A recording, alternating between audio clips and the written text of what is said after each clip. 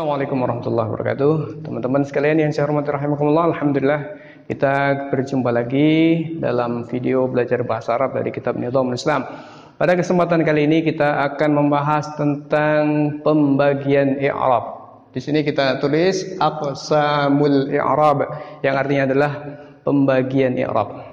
Teman-teman sekalian yang saya hormati rahimakumullah, sebelum kita masuk pada pembahasan tentang pembagian i'rab, kita baca terlebih dahulu dan kemudian kita tandai beberapa hal yang perlu kita tandai. Yang pertama, kita baca contoh yang pertama.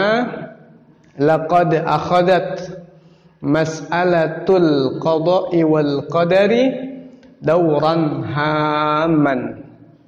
Laqad akhadat mas'alatul qada'i wal qadari dauran hamman, yang artinya adalah sungguh laqad akhadat, sungguh telah mengambil mas'alatul qada'i, masalah qada, wal qadar, masalah qada dan qadar, dauran hamman, peranan yang penting. Dauran, peranan, hamman yang penting. Artinya masalah qada dan qadar ini telah mengambil peranan yang sangat penting. Kita lihat di sini teman-teman sekalian yang saya hormati rahimakumullah, perhatikan, mohon diperhatikan.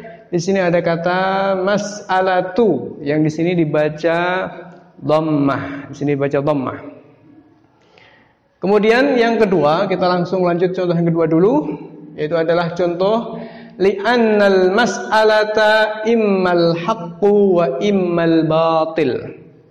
Karena sesungguhnya masalahnya ada kalanya hak dan ada kalanya batil. Jadi ini persoalan yang disebut dengan al-halul wasat, jalan tengah. Jalan tengah tidak bisa ditempuh. Kenapa? Karena masalahnya adalah hak dan batil.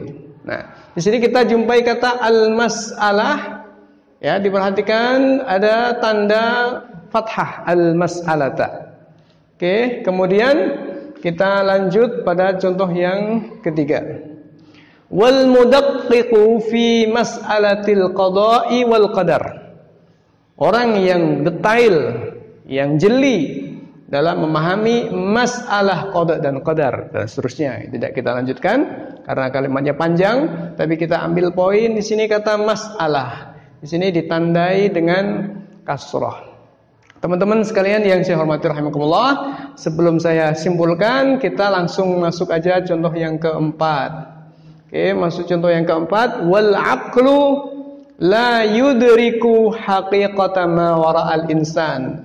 Akal manusia itu la yudriku, tidak bisa memahami, tidak bisa menjangkau. La yudriku, tidak bisa menjangkau haqiqata ma wara'al insani, hakikat apa yang ada di balik manusia. Kemudian contoh yang kelima, wal aqlu la yumkinu ayyudrika. Perhatikan di sini kata ayyudrika, di sini yudriku, sedangkan di sini yudrika ditandai dengan fathah, kalau tadi ini ditandai dengan dhammah. Maknanya sama, akal tidak mungkin dapat menjangkau hakikat apa yang ada di balik akal, di balik manusia. Kemudian contoh yang keenam ya, contoh yang keenam kita lihat. Ini saya buat sendiri, tidak ada di dalam kitab Nizamul Islam, tapi saya buat sendiri. Wal aqlu lam yudrik haqiqata ma warahu. Akal manusia lam yudrik, di sini ditandai dengan sukun ya. Lam yudrik, tidak pernah, belum pernah dan tidak pernah menjumpai atau menjangkau haqiqata ma warahu, hakikat apa yang ada di balik manusia. Nah, teman-teman sekalian saya hormati rahimakumullah, kita kembali kepada topik pembahasan kita, yaitu adalah tentang aqsamul i'rab. Teman-teman sekalian yang saya hormati rahimakumullah, kita lihat sekarang kata mas'alatu. Kata mas'alatu. Di sini pada contoh yang pertama dia dibaca dhammah. Dia dibaca dhammah. Kenapa dibaca dhammah teman-teman sekalian yang saya hormati rahimakumullah? Karena dia jatuh setelah kata akhoda, yang di dalam bahasa Arab akhoda ini adalah fi'il madhi, yang mana setiap fi'il itu memiliki fa'il. Fa'il, memiliki fa'il. Dan kata mas'alah ini posisinya sebagai fa'il, atau dalam bahasa Indonesia sebagai subjeknya. Sehingga karena dia menjadi subjeknya kata akhoda, maka dia harus dibaca marfu, dibaca rafa, dengan tanda dhammah untuk kata mas'alah. Jadi berarti teman-teman sekalian saya hormati rahimakumullah, kita bisa simpulkan bahwa kata mas'alah itu ini i'rabnya adalah rafa atau marfu dengan tanda dhammah karena dia menjadi fa'il dari kata akhadha. Jadi berarti akhadha adalah amil, sedangkan mas'alah adalah kalimah yang mu'rab dan ya kemudian i'rabnya adalah disebut dengan i'rab rafa atau dia adalah kalimah yang marfu, mu'rab marfu. Artinya kalimah yang mu'rab dengan i'rab rafa. Kenapa rafa teman-teman? Karena dia menjadi fa'ilnya kata akhadha dan fa'il harus di-i'rabi rafa. Kemudian yang kedua teman-teman sekalian yang saya hormati rahimakumullah, contoh kedua maksud saya, kita perhatikan kata al-mas'alata. Di sini dibaca fathah.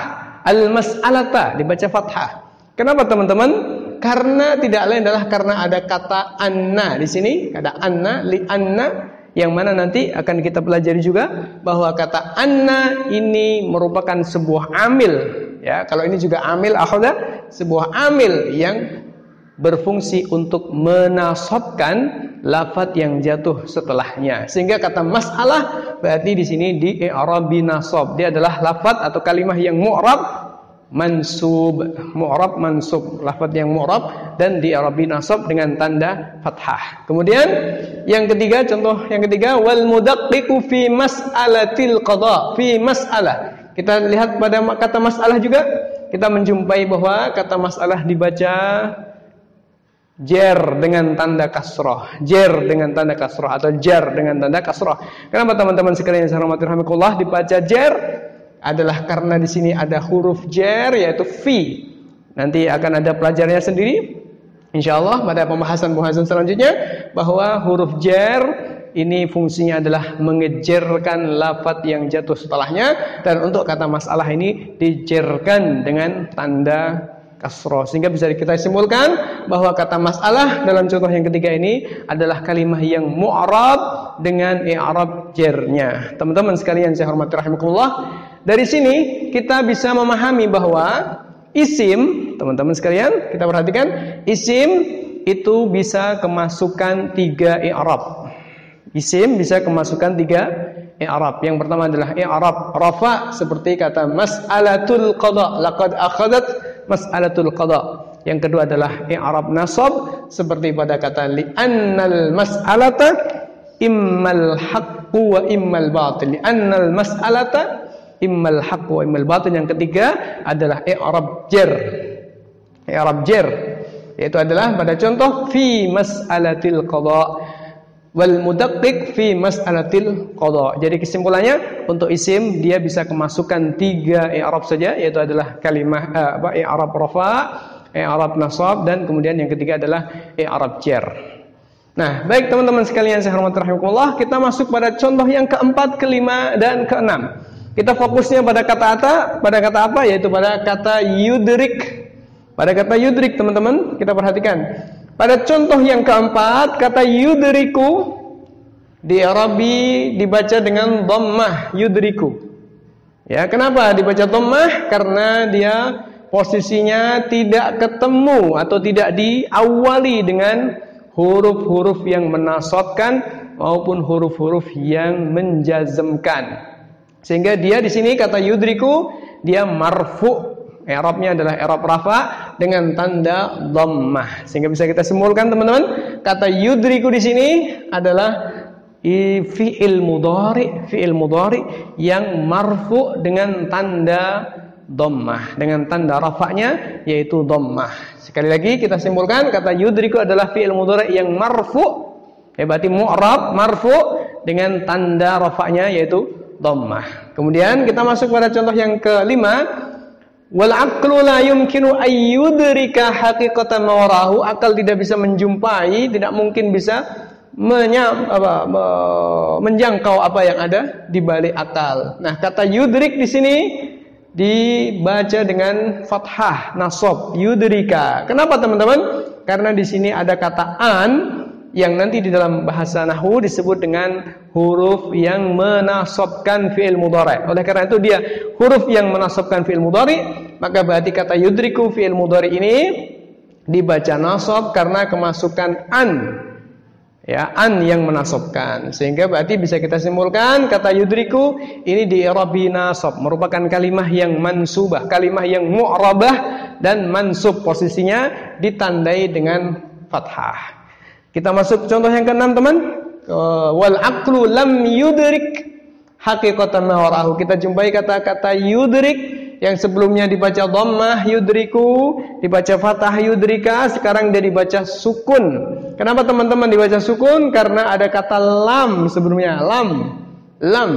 Nah, ini yang dalam bahasa nahwu disebut dengan lam jazimah, lam yang menjazmkan fi'il mudhari'. Nanti ada huruf-huruf yang menjazmkan sendiri, nanti insyaallah pada waktunya akan kita pelajari. Jadi kata yudriku di sini mu'rabah, ya mu'rab posisinya, dan majzum, jazm. Kenapa seperti itu?